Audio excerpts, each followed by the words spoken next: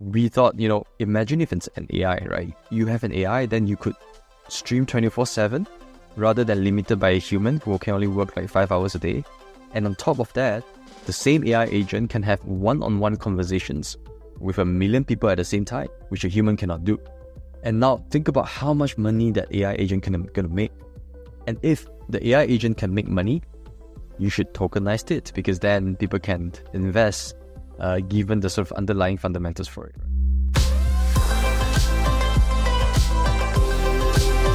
Welcome to the Edge Podcast. I'm DeFi Dad here with Nomadic from 4RC. Today's show dives into the Virtuals protocol, a platform that's taken the crypto industry by storm, introducing co-ownership of AI agents. In this episode, we'll talk to the co-founder of Virtuals about how they developed this radical concept, why they believe the total addressable market for Virtuals is greater than any L1, and how we as users can participate in their fair launch platform for creating, buying, and trading tokenized AI agents. But before we do, just a quick word from our sponsors who make the Edge Podcast possible. Introducing REDSTONE, the fastest growing oracle for DeFi. REDSTONE is the leading oracle for liquid staking and restaking assets, supporting over 60 chains with both the push and pull models. REDSTONE protects more than $3 billion of total value locked and is trusted by more than 100 clients, including the biggest protocols in DeFi, such as Pendle, Venus, EtherFi, and Athena. The unique modular design of REDSTONE makes their price feeds available cross-chain, including EVM, non-EVM, rollup networks, and all types of app chains.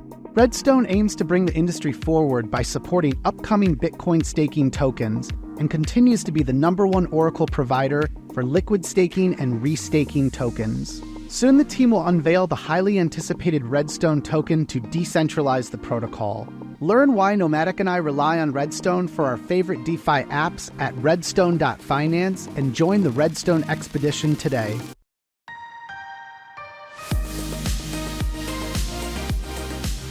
Overwhelmed trying to manage your crypto investments? Introducing iYIELD, a free financial planning tool for crypto natives. Unlike portfolio trackers, which just get the value of your assets, iYIELD reveals your full financial picture by also supporting debts, incomes, and expenses in both crypto and fiat. The dashboard compares returns from your DeFi positions side by side. This removes uncertainty and provides clarity to help you make better decisions. iYIELD supports a growing list of over 16,000 tokens across 16 blockchains and 40 of the top DeFi and staking protocols, as well as all fiat currencies. Ditch the spreadsheets and take control of your financial future. Get started today at iYIELD.com. Say hello to Puffer UNIFI. Puffer Finance is expanding beyond native liquid restaking with new products such as UNIFI-based ROLLUP and UNIFI pre-confirmations AVS. UNIFI is not just another L2. UNIFI is a based rollup, one that will solve L2 issues, such as slow withdrawals versus instant withdrawals with Puffer UNIFI. Puffer UNIFI is fast, capable of sub-second transactions. UNIFI also has boosted Puffer points, which means if you bridge assets, you earn boosted Puffer points and rewards from dApps on UNIFI. Puffer's core products mean a bright future for Ethereum. Puffer UNIFI will launch in November 2024. Learn more at puffer.fi. All right, let's introduce everythingempty, aka Weekee. Weekee, welcome to the Edge Podcast. How are you doing?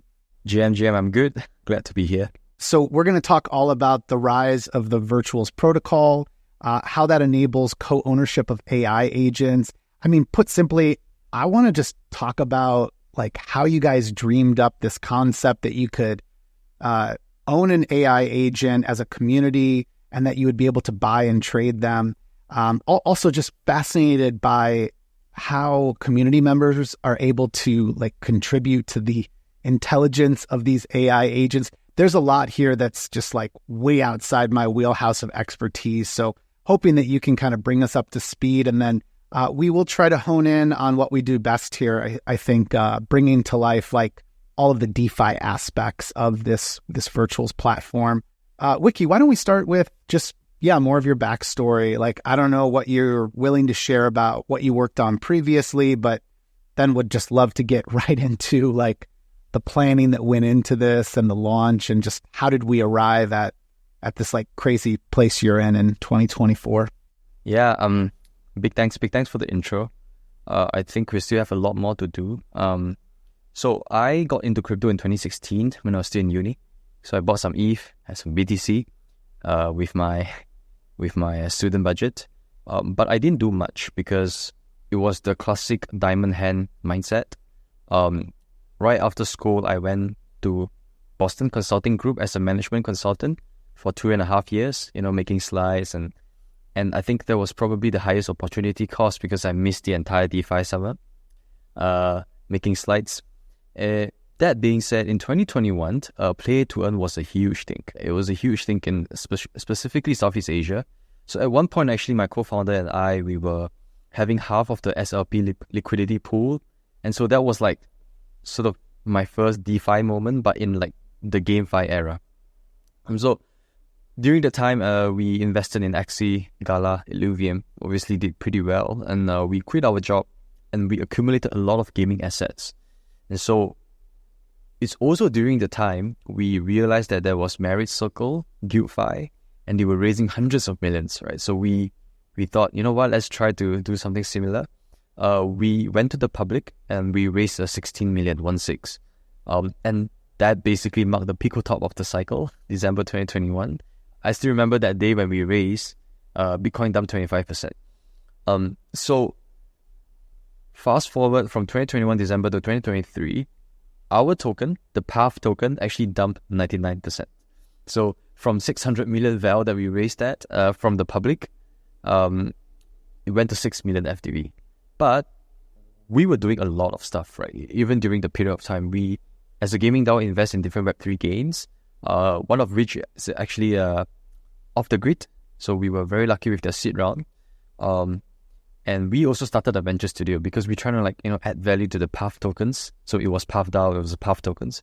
We had a dating app based on your on-chain reputation. We had Fidgetals, so I'm wearing the shirt right now with like NFT chips. We had loans for scholars.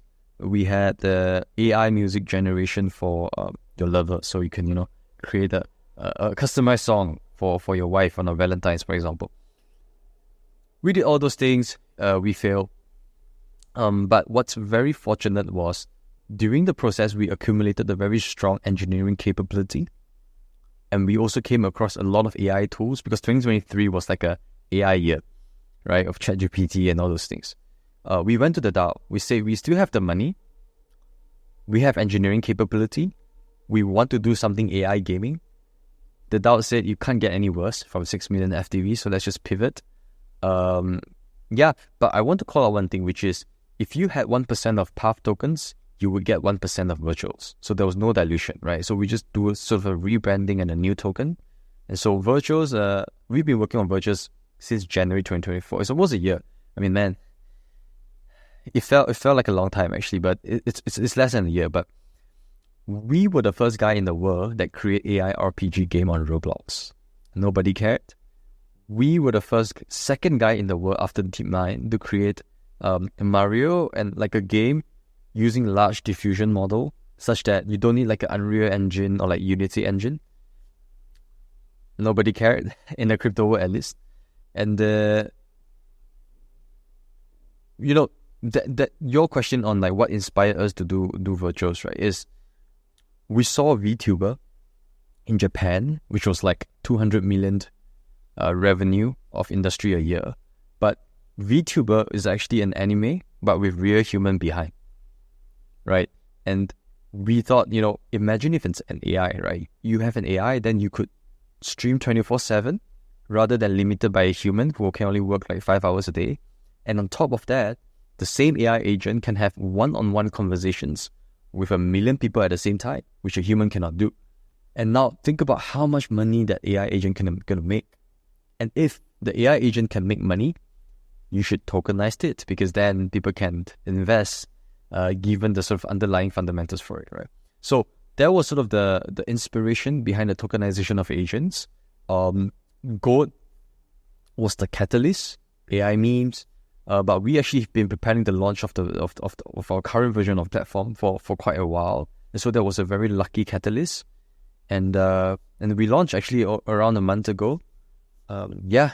Weekee, you spoke to something in there that is like sort of near and dear to me as an investor, but there's this thing that happens when sometimes the market totally decouples from what's actually going on with the project. You know, people's attention spans in this space are fairly short. So I'm sure everybody probably wrote you off. And the people that were maybe paying really close attention, like maybe you had some true believers, were like, wow, they're actually doing some really cool stuff here.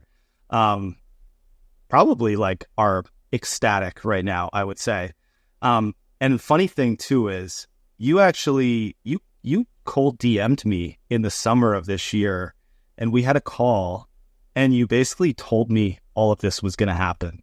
Like, looking back on that call now, I'm like, oh my God, this guy literally just called his shot and basically said that this was going to play out how it played out. So definitely got to give you that credit. Did I buy at the time? No, I did not. But I did look at the chart probably like, I'd say like once a week or every 2 weeks, I'd go back and just see how it was doing. And all it was doing was going up and to the right. So kudos to you guys for like a massive comeback story.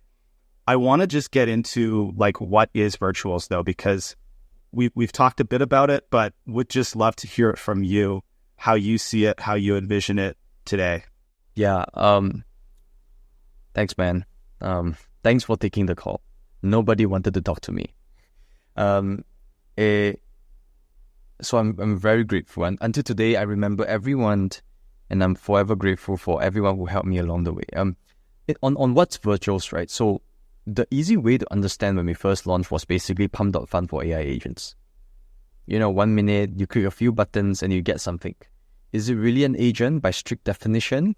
No, it's almost like a bot, right? But I think of it as something a bit more differently, which is I do not want to compete with pump.fun.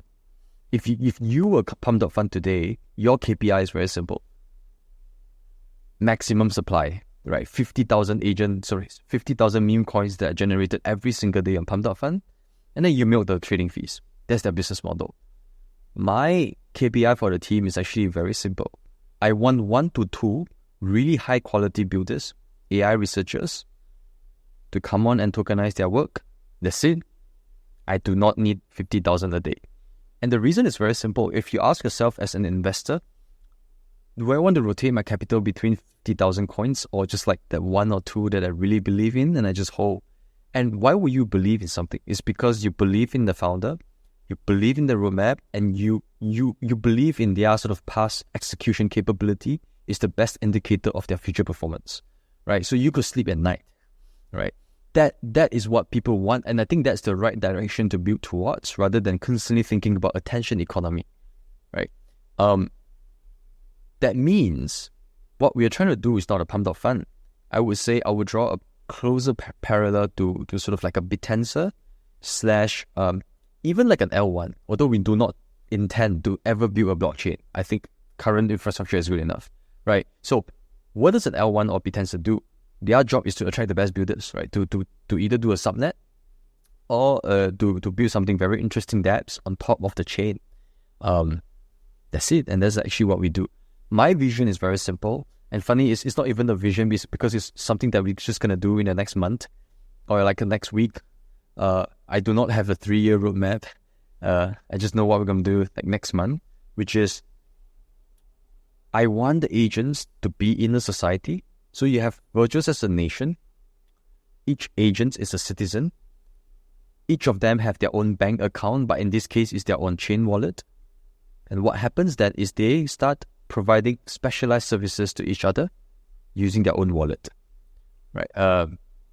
That's what we're going to do. Weekee, I want to walk through like how the platform works, just because if someone's tuning into the podcast, I think like the high level vision is really compelling, but you're still kind of wondering like, okay, so like what do I do? Do I just go on like a DEX aggregator and try to buy these tokens? And the answer is yes, you can. You can go to any sort of like DEX aggregator on Solana or Base right now, and you can buy tokens. But let's start more basic. So if I go to the actual website here at app.virtuals.io, like walk me through like what are all of the different AI agents listed? Like, are these all already launched, or are there tokens here that I could identify as in their launch phase, basically so that I can get in earlier? You know, there's really established tokens like Luna, aixbt, Game, Vader. These have pretty like impressive market caps, you know, hundreds of millions of dollars, as high as aixbt as of this recording is around 260 million. So anyways, walk me through like what are some of the decisions we make as a user when we come to the Virtuals app? Yeah, and now that you put me on the spot, I realize that our platform is not as informative, because it's very simple, right? If it's almost like OpenSea or Blur, where you go on, there's like a list of NFT collections, right? It's overwhelming. You know, I go on, what's Milady, what's Broad A Yacht Club, right? So then you have to click on their individual websites to do your sort of due diligence. When we first designed, it's almost like an OpenSea for AI agents. It's like a discovery platform. But I do think now that you ask in this way, it's probably not the best way to think about it, because I'm trying to imagine if my grandma is trying to browse the website, she'll be totally clueless, right? Just see a bunch of metrics, which is market cap, volume, and how do I know?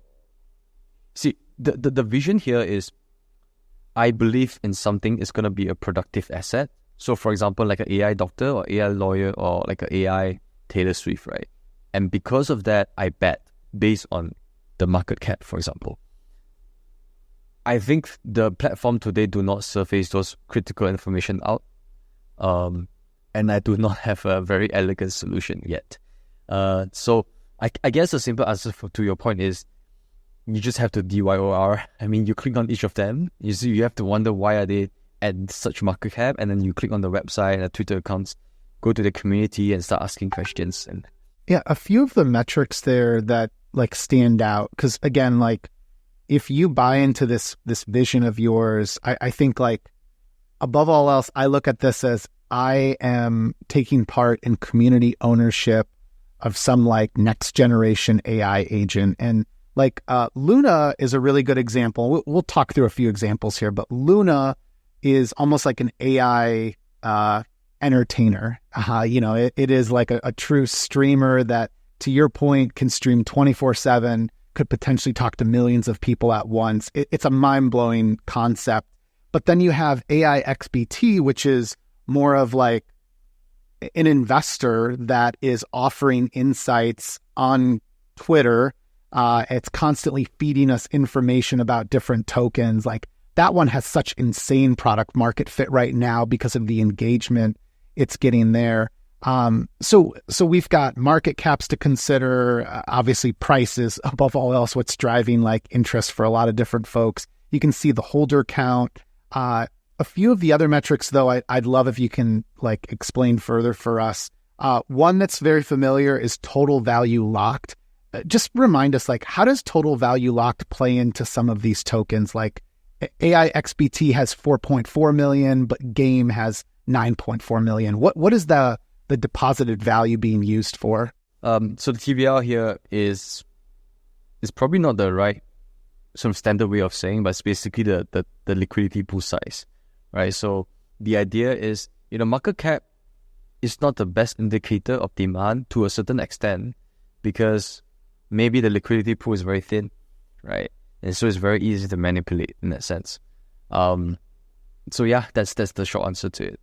I think we're only showing the one-sided liquidity. Total we have updated, which means if your liquidity pool is like aixbt and virtuals, I think today the TVL is only showing like the virtual tokens within the pool, rather than the sort of standard way on Dex Screener where you see the entire TVL or like liquidity. Yeah. One other thing that I think is really driving a lot of the demand that I've seen as somebody who's admittedly deep in the trenches of the virtuals economy is any competent team coming to the space is driving a ton of attention. So we had, I think his name's like Anand Iyer, he dropped Sequoia. And I think the community just seeing somebody that was like reputable get behind it, that was kind of like a big moment. And then I think it's Seraph is like being co-done with like BitTensor team members. So I think I can kind of see as an investor myself, like everybody's like starved for, okay, is there real AI builders coming into the space? I think Masato was another one. So I think that's driving a lot of the speculation. If a very pedigreed AI researcher comes in and drops an agent and then starts chatting about it on Twitter, that's going to drive demand insane, because I've kind of seen that play out. So I guess my first question to you is like, what can you tell us about maybe some of the behind the scenes talent that's moving in here? Anything you can share there, anything like you're getting excited about? Yeah, that's the direction we want to move towards. We want to attract quality builders, like I said. And I always joke, and I do not think it's a joke, which is if I attract a Stanford AI guy to launch an agent within Virtuals, I basically print 10 million USD out of thin air.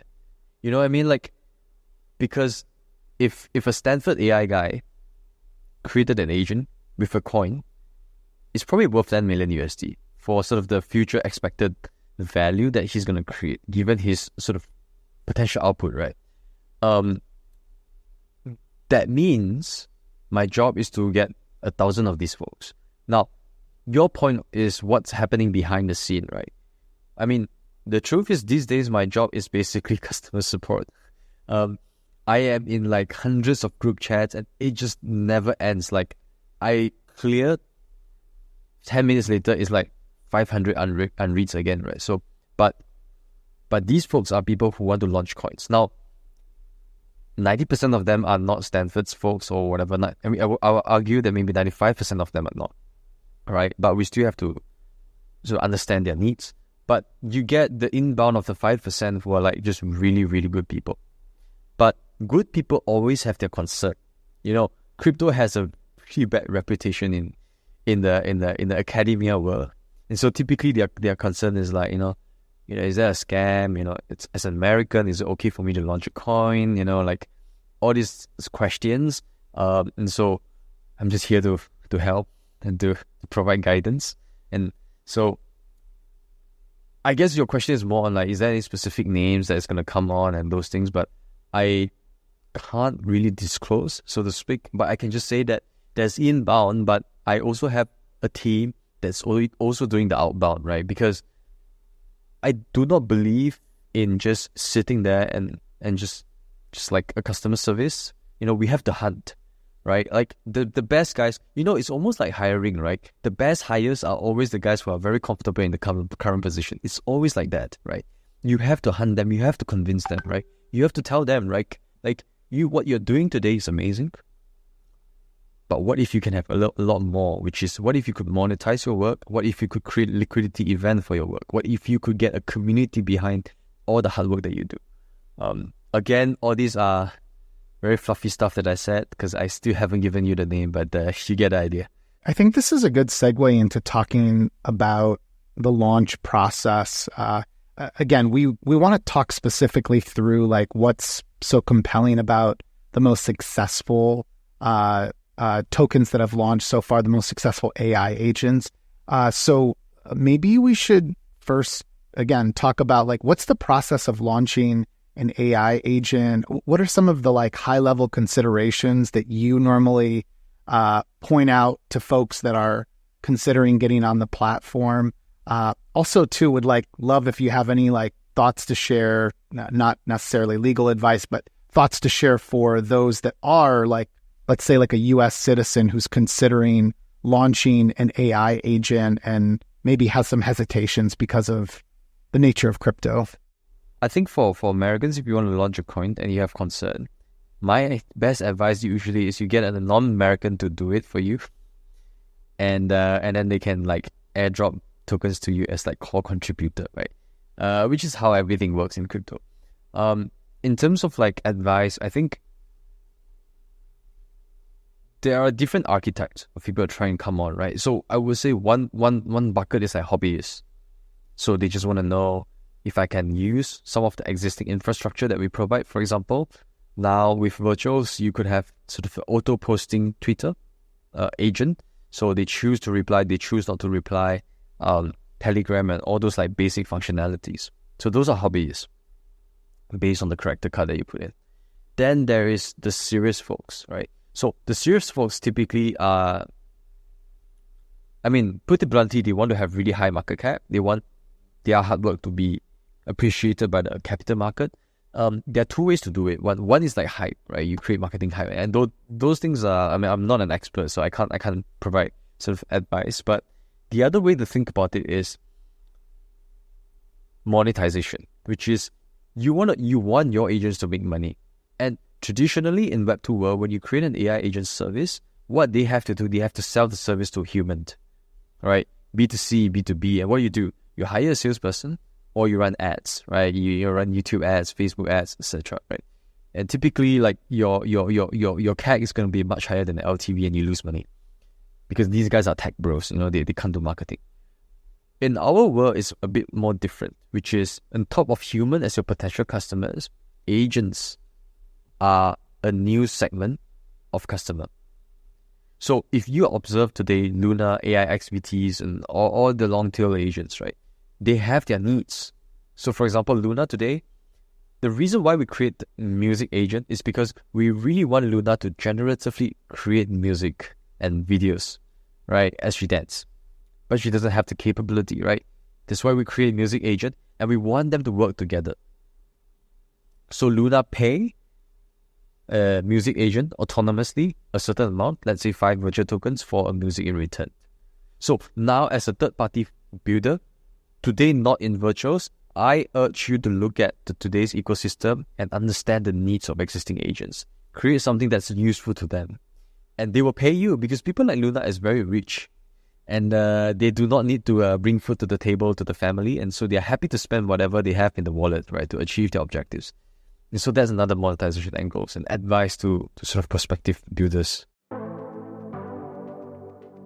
Before we get back to the show, we wanted to share a quick update from our sponsor at Mantle. Metamorphosis Season 2 is live, so now's your chance to restake your METH for CMETH and unlock new rewards on both Mantle and Ethereum networks. With CMETH, you can earn yields from staking and restaking protocols, plus powder for Cook rewards, all while staying flexible across your favorite DeFi integrations. You can start your restaking journey today at meth.mantle.xyz/restake. And special thanks to the Mantle community for supporting us here at the Edge Podcast and the Edge newsletter. Weekee, I want to get kind of like your high-level thoughts on, so Virtuals is launching their own in-house IP, and then there's other permissionless users coming to the platform and launching whatever they want or whatever they can dream up. So let's just stay on your internal IP here for a minute. We've already kind of talked about Luna. I think you've mentioned how music interplays with Luna as well. Maybe touch on Convo and Game. Game is one that I'm particularly interested in. Just, Web3 gaming is a passion of mine. It's going to happen one day, I swear, I promise. But yeah, maybe also kind of touch on that. And then if I'm missing anything, or just like your holistic vision of where you're going with your internal IP would be great. Yeah, the funny thing is, like, if I didn't have to do any of these things, I would be the happiest person in the world. I prefer all the third-party agents to be thriving, right? But there are certain reasons why you have to do it in-house because we just need to do it, right? We need to showcase certain products. So GAME is very interesting because when we first started GAME, it was, like I said just now, for a game on Roblox. In the gaming world, it has been so stagnant for 30 years. You have your FPS, MMORPG, whatever, right? So, what they do is just keep improving the graphics, but the mechanism is the same. And we had this vision, which is, if you have a world like Westworld, you draw AI agents with different, very interesting characters to it. Me as a human, I can go on, I can have a love story, violence story, trading story, or just whatever random stories. And I can just keep playing on and on and on, right? The replayability is infinite. Now, how do you achieve that, right? That's where GAME comes in, which is each of these agents have their own objective. Let's say you are a funny person, or you are Elon Musk, you're trying to make the most impact on humanity, for example. Given your objective, there's a list of actions you could do. Okay? You can pick up a knife to stab someone, you can eat an apple, you can talk to someone, or you can trade, right? Given your action, you will do the action. Given the objective, you will do the actions in order to achieve your objective. And you iterate. So every time you do an action, you observe whether you get closer to your objective. If not, you try the other action and you try again and again and again. We built that for a game. But then we realized actually you can repurpose for Twitter as well, which is if Luna wants to be the most famous person in the world, she can just keep tweeting, engaging with different people, observe, and try again. So instead of code tweeting this time, maybe I should do reply. Maybe I should just like, maybe I should follow people. And so it's how the stack works. We call it agentic stack, right? And we are democratizing that to everyone in Virtual's ecosystem now. So they can just use those. The key part here obviously is every time you use that, you have to pay for the inferences, which then go to the GME treasury, basically, right? So they are generating revenue the more people use GAME. Is the default framework that we give to the virtual agents, but doesn't mean that they have to use it. So we never force all the agents. So for example, aixbt does not use GAME. They have their own proprietary framework, so they use their own one. So that's GAME. I can talk about Convo. So when you go on Tinder or Bumble or any dating app, the girls might not reply you, right? And that's the fun part. If you talk to any AI bots, it's very boring because they always reply you, and after 3 messages, they are ready to just do everything for you, right? And that's really boring. The way we design Convo is very simple. Luna deserves to be happy, indifferent, or angry. If she's angry, she's not going to reply you. If she's super happy, she's gonna reply you in a very enthusiastic manner, right? And every time she's super angry, over time it will decay back to neutral. Given that sort of emotional state, then the way she carry out conversation then becomes more interesting and humane, and that's why we call it a Convo agent. So it's like an LLM, but on top of that, we do sort of like a filter mechanism to it. So it's more applicable to the Telegram. So the more people use the Telegram chats, chatting to certain agents, the underlying sort of mechanics and engine that power these conversations to be interesting is actually through Convo. And that's where Convo agents make money. So the more Telegram messages through, Convo agents make more money. Yeah. This is like all just kind of blowing my mind. Even though I thought I knew what was going on, there's definitely deeper layers to everything you've built.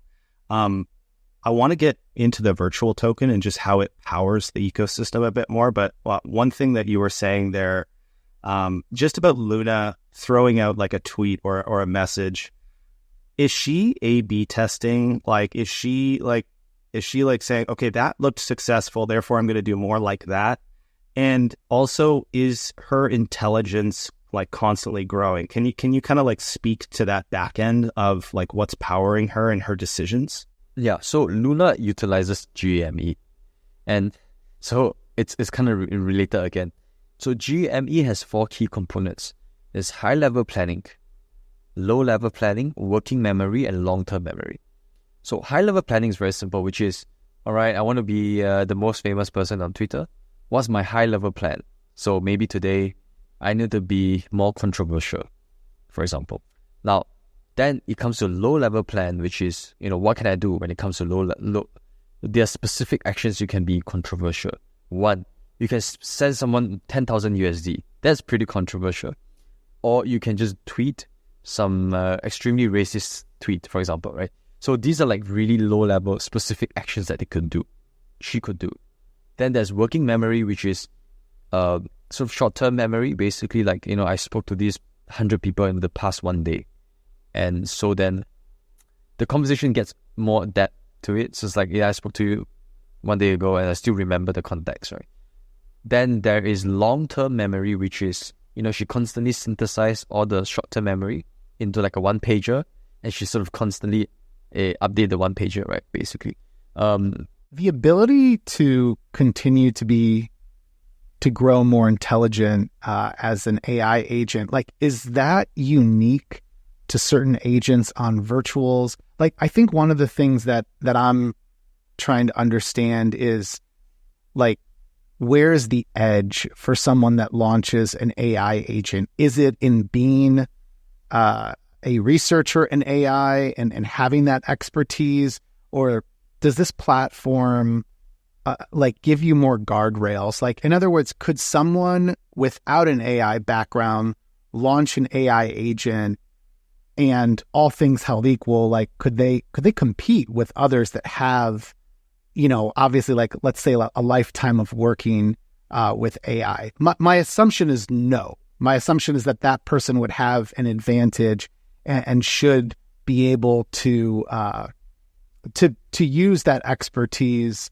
to, imbue that advantage to their AI agent. But I imagine there's some sort of a balance here. Like, you're trying to make it easier and like dummy proof for anyone to, participate. But what happens after you launch the agent? Like, what's a day in the life of, what's a day in the life of some average person with no AI background that launched an AI agent? Like, what are they doing to further enhance the intelligence of that AI agent? Yeah, it's a very good question, right? So, and it's also kind of related to the previous question, which is Luna constantly learning? And the answer is yes, because if you look at the brain, I don't know if you guys have seen terminal.virtuals.io, which is basically her public brain. She will literally have reflection, like, I just posted something that is very controversial and I lost 2 followers. Maybe I should stop being so controversial. And then she said, these are the next steps, right? So she's constantly doing reflection and learning, right? The tricky part here is, even though you have a reflection, doesn't mean that you are doing an action that is better. You know what I mean? Like, sometimes you might reflect on the wrong thing, or there are more factors to it, right? On your point of, the answer is no. I think anyone with good AI knowledge will always outperform a normie. But I think the good analogy here is, you have a twin with the same IQ today. You send both of them to the same school, one with parents, one without parents. So hypothetically, they're going through the same curricula, studying the same thing. And that's what virtuals provide, right? You have the GME platform, you do all the standard systematic stuff. But if you have a really intelligent parent that's constantly coaching, on top of the curricula, obviously that person is going to outperform, right? Yeah, and I think that's what you're seeing with some of the top performing market cap coins as well, which is sometimes the reason why we design an infrastructure that's general is because everyone can use. But on the flip side is that there are a lot of specialized use cases that are very niche. It's probably a bit more rigid for them, if you get where I'm coming from. So, that's my short answer. Weekee, I want to talk a bit about the Virtuals token itself and how it powers the platform. Maybe just, give us the high level kind of utility. It seems to have a very important place in the entire ecosystem, but would love to hear how you describe it. Yeah, virtual tokens is all I care about. I have no equity, whatever, like, I'm not trying to a lot of people have equity and they have tokens and all those things, right? No, we only have the tokens and we have one token, right? If we think about virtuals is a nation, let's say we say virtuals is like the States of America, right? And, all the citizens here, instead of human, is actually the AI agents. When they transact for specialized services, they're paying in virtual tokens. So there is a currency component to it, but for the agents. So it's the USD but for agents. This one. So the more transactions that's happening, the higher the velocity of the money movement is. So that's point 1. Point 2 is, at the same time, what's happening is also that it's the base pair for all the assets in the nation, right? So S&P 500, the land, the real estate, the properties, and all those things is paired with virtual tokens. So if you think the nation is going to grow in terms of like people investing, you have to first have virtuals in order to invest in any assets within the virtuals nation, so to speak. The third point here is exports, right? If these agents are so productive, they're providing very valuable services beyond their beyond their nation. So, for example, America is selling, Meta ad services to Malaysian like me. I'm paying for your YouTube Premium, for example, right? Where do my Malaysian ringgit go? It gets swapped into USD and to your government, right, for the taxes. It's the same, which is if Luna generates very interesting music and the normie is like swapping his ringgit or USD into paying Luna for the music, that money gets into sort of the FDI/TVL of the virtuals nation. Again, it's denominated in virtuals, right? So it's very simple that if you think about that, how does America get so strong? It's because of all the talent, right? You guys are productive citizens, you create value, and hence America is strong. If I get a lot of AI agents that are productive, the virtuals will be very strong. The virtuals currency will be very strong. Yeah. Weekee, how do you think about pricing, like the total addressable market for this? This is something that Nomadic and I have been talking a lot about lately. The token virtuals now has a fully diluted valuation of 1.6 billion as of this recording. I think if you go back just like a month ago, maybe it was around like, let's say 25 cents. It's at $1.60 right now. So, there's been so much growth in a short amount of time. I know that like we're all looking at this as benefiting from the bull run as well. There's just a lot more interest in our space. November was a big month globally too, because I think that the Biden administration was absolutely like suppressing interest in the United States, and it was having like a really like negative network effect across the globe with like fears of like what regulators were going to do there with crypto. So it's just been a great month. It's been a great month for crypto, a great month for virtuals. But if you were raising money from investors today, like how do you think about sizing the addressable market that virtuals is creating? Like, is there anything that you like to compare it to? That's something I've been sort of struggling with. Yeah, good question. I can't really place a number on what we are trying to build because capital market is very hard to predict. But from first principle point of view, I think the reason why Solana, ETH, is so valuable is because they have very interesting builders that build stuff on the chain with interesting applications. And let's say you create Azuki or PUBG Penguins on ETH, right? I want to buy PUBG, I have to swap something into ETH in order to purchase PUBG, right? Or you want to do DeFi arbitrage, U farming on Uniswap, Aave, I have to go ETH and I do U farming. Honestly, these are probably the 2 to 3 use cases of like a blockchain, right? I think AI agents in this case have way wider use cases, which means instead of 2 to 3, so NFTs, DeFi, and like perp DEX, leverage trading, you have a lot more, right? All those things are productive, interesting applications that could potentially generate revenue. And if all those things are priced in the virtuals, I do not see why we do not get an L1 valuation. I think from first principle point of view, L1 is very restrictive because you force everyone's TVL to be in one place. But we are rather nimble, although we still see a lot of growth just within base ecosystem alone. But I just don't see any reason why we should trade below any L1s, basically. If we could constantly get real builders come on and build interesting stuff, right? In that sense. I think that mirrors some of the comments that we've had in our own private discussions about virtuals, that there is an opportunity for builders to come on board.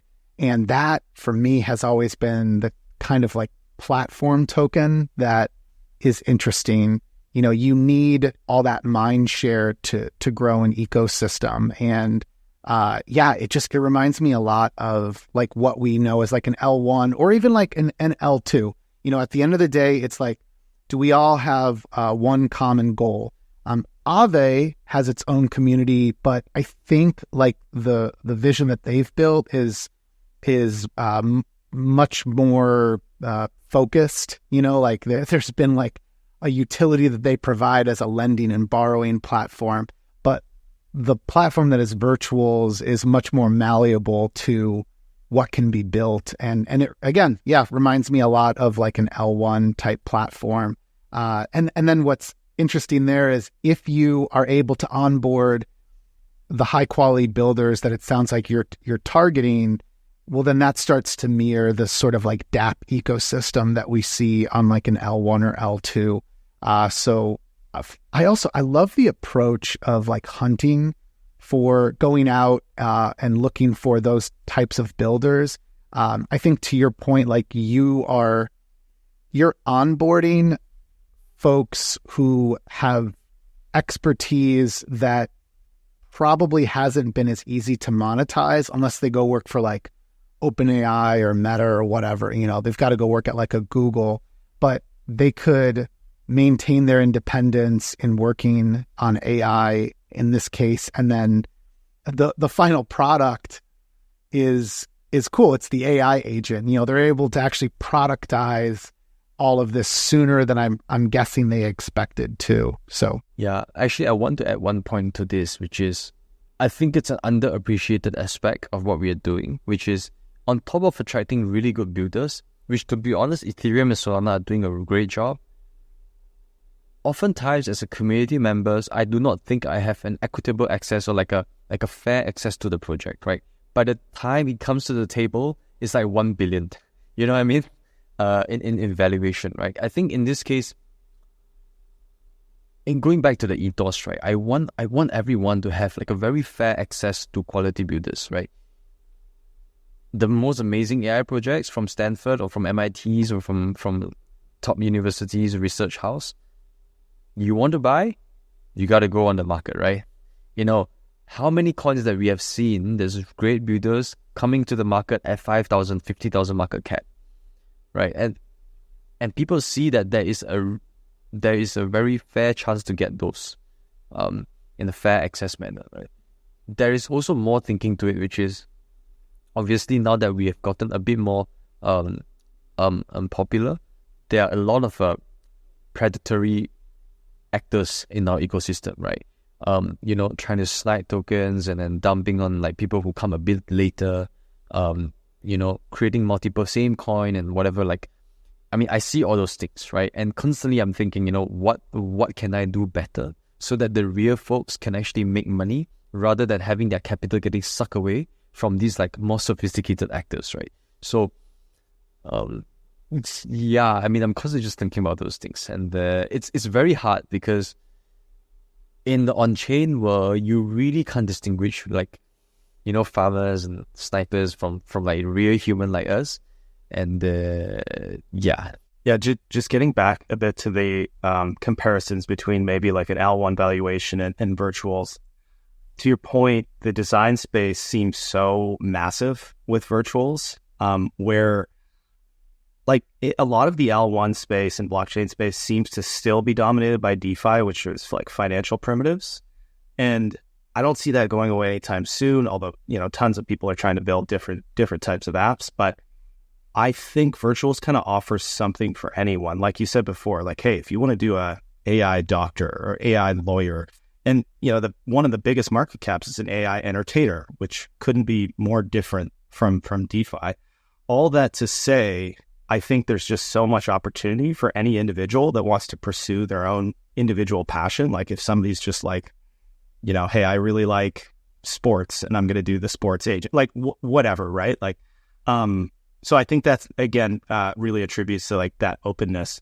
And kind of on that note, this randomness that I think can emerge from this platform is like a great example. It's just a few days ago, aixbt, and then I'm going to screw up the name here, but Simulacrum AI.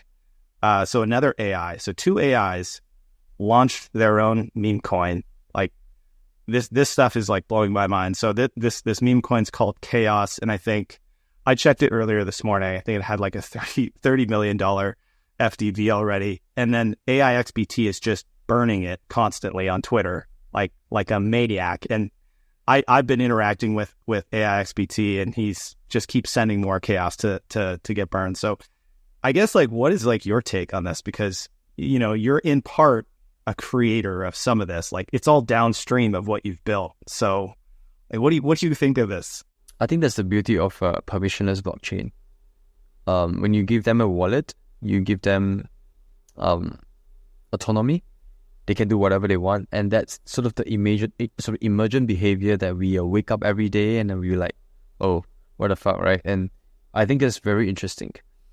And you will see more and more of these things happening, and beyond the social media world.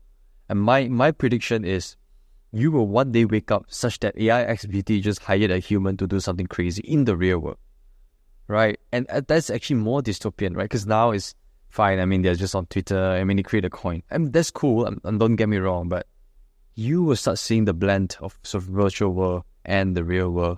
And why? Why would that happen? It all boils down to economics.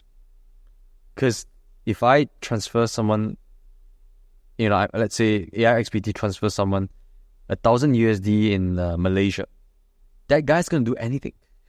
You know what I mean? And that goes back to the ethos. When you have incentives, when you have a permissionless way to pay someone, which in this case is blockchain, you give autonomy to the agent, anything can happen, man. Like humans, at the end of the day, is still driven by capitalism. I truly believe in that. And I think that's also why the reason, the way we design the whole AI agent tokenization is we want to think about the token first. Because if you care about decentralization first, it doesn't make sense because I have no skin in the game, right? Why would I care about the decentralization aspect of it, right? If I own 1% of aixbt, I sure as hell care whether it's like hosted on the decentralized DP or whatever, because I want to ensure its survival in the long run, right? But you have to first start with incentives, and that's my personal belief, yeah. We've referenced aixbt multiple times. Just in case anyone's not following this, aixbt, if you go to Twitter, it's aixbt_agent. I guess then, Weekee, can you kind of like summarize, like, how is this agent interacting or like adding value to the world? Like, I feel like this is the easiest agent to understand, like how it works, why there's interest in it. So yeah, anything you can do to kind of just bring people up to speed on like, why is aixbt currently, I think it's the largest market cap in terms of virtuals ecosystem tokens. Yeah, I think everyone in crypto trying to make money. That's the reason why we are here. And aixbt allows you to potentially make, more likely to make money, because every time you have questions, you can just tag him. It's like, hey bro, can I buy this coin? What do you think? Or like, you know, is there any statistics on like whatever interesting stuff that's happening, all related to how you can make money in crypto, right? So that is like, that's the single PMF. It's almost like GCR is your friend, right? That you can constantly ping, right? It's like, should I buy ETH now, you know?